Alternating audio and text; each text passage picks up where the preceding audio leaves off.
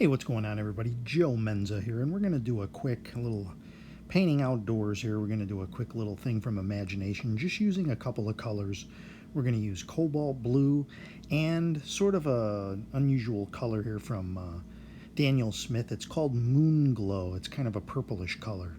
So the first thing I've done is I've wetted down my paper, and now I'm adding some cobalt blue, and I've added just a little white gouache, just enough to make it kind of creamy. And that's the first thing I'm applying to do our sky here, and I'm just kind of randomly putting in some cobalt blue. You can skip the white if you want to. I like to sometimes make things just a little less transparent. So the next thing we're going to go into is this color called Moon Glow. It's a really nice purpley color, and there's probably still a little blue on my brush. I didn't really wash it. So combining these two colors, we're going to just make a very, very simple scene. Just quickly applying some random shapes here for the sky.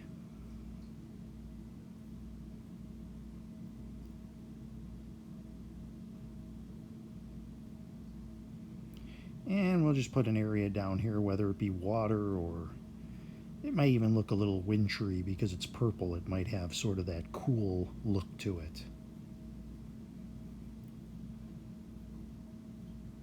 So the next thing I'm going to do is I'm going to put in a little bit of a mountain. We're going to go a little darker with the Moon Glow. And we're just going to make a mountain shape. There's a little bit of cobalt still on my brush. Still haven't cleaned the brush yet. And a pretty fair amount of paint on the brush.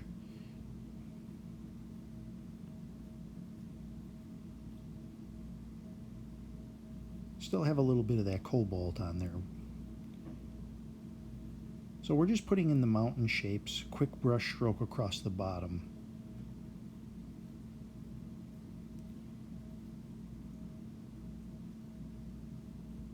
If you can find a couple of colors that go well together, you can do almost a two-color sort of a scene and sort of simplify things. Okay, so the next thing we're going to do is we're going to scrape in some ridges to these rocks. I'm taking a plastic card. In this case, it's a loyalty card. I like the round edges on this. I think it really makes for a good scraping surface. If you cut a card, sometimes you get a sharp edge. So I like these loyalty cards because they're small. You don't have to cut them. So I'm just randomly scraping in. The paint needs to be heavier for you to be able to do this. Someone was asking me about scraping rocks, and I can't find that comment, but I wanted to tell them I do have another video that really focuses on scraping rocks. So if you asked me that and you're looking, look in my videos and you'll see one about rock scraping. So after I do that, I take a little bit darker color and I kind of just go over where I've scraped the rocks in, just so it looks more natural. Taking that heavier color and just putting a few strokes in below. Again, keeping this scene very simple. I want, if anything comes out of my videos, I want people to feel like they can pick up a brush and they can paint. Now, I've done it for a while, but I started off not being able to paint really at all. And you can too. My hope is that someone, I'm taking a little spray bottle, by the way, just to keep things wet and kind of keep the paint flowing a little bit, using my little spray bottle.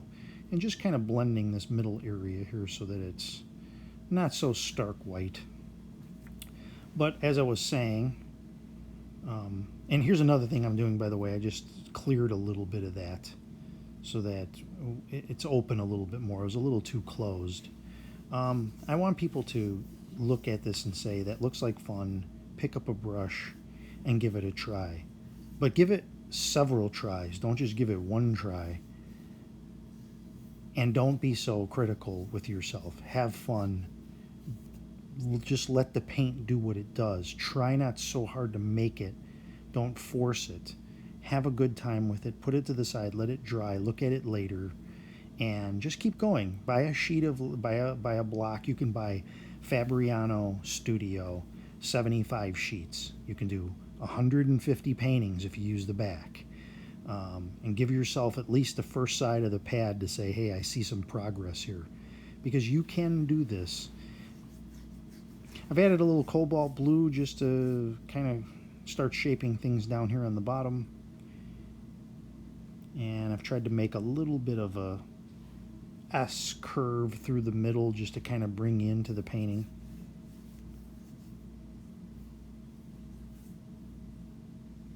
This moon glow is a nice color. It's not something I'd use on a regular basis, but it's a really nice purple.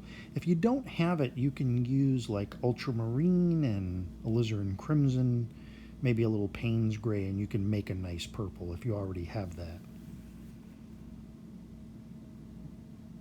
But you can take two different colors on your palette and you can do a two-color type thing.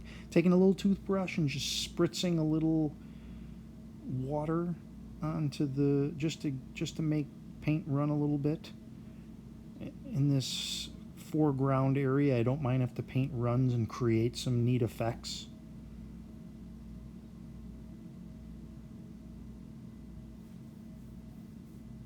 You can see it doing that now on the left side. You can see the paint kind of coming down. It could look like ice or, you know, whatever you think. Let people think whatever, what they see is fine, as long as they see something they like. That's my philosophy, I guess.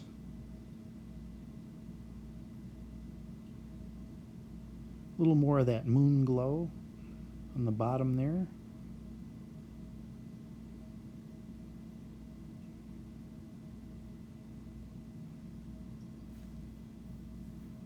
Again, just keeping this very, very simple.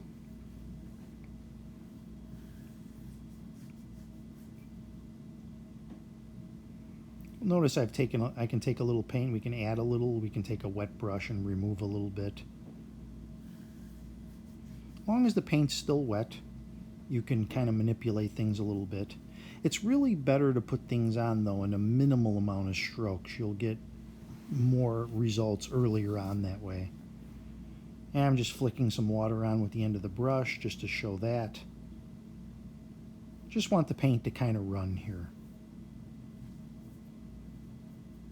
Almost kind of looks like we're out in the Arctic or somewhere.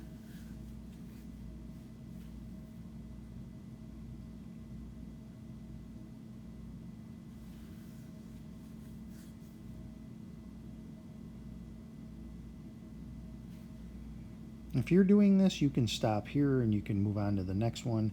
I had someone tell me someone that I know was watching the videos that I found out. And maybe they're watching, and they had a hard time with their first painting. And I kind of felt bad about that. It's like I want people to have success in their painting. Keep it simple. Do a blue sky only, and just let it be a solid, you know, try to make some little M's with your mountains. You know, try to keep it simple. Your early ones are not going to be exactly precisely how they are in your mind, but be happy with the little successes you do have. Be happy with the things that you like in the painting and try to utilize what you learn there and go into your next painting. Take that into the next painting with you. There is no perfect painting, really, because it's never exactly the way you wanted it to come out, but let fate play a hand in there. You don't have to tell people I meant this or I didn't mean this. I painted this, and people are going to go, whoa. Just giving that little area a spray there. There was something on the paper there that I wanted to kind of remove. Just dabbing it with a little paper towel. So that's pretty much the end of this one. I hope you guys enjoyed it. I know it was short. If you have any questions or comments, please leave them below and please subscribe. I'll answer any questions. I'll try my best. And here is the finished painting. I've added some little birds in the sky. And here it is with a mount. Kind of zoom in, you can see the different little cloud patterns. Maybe there's a little snowstorm, rainstorm over the top. And you can see where that water ran down. And I think it created a neat effect, and the two-tone kind of plays well with each other. Thanks for watching, everybody. Have a great day.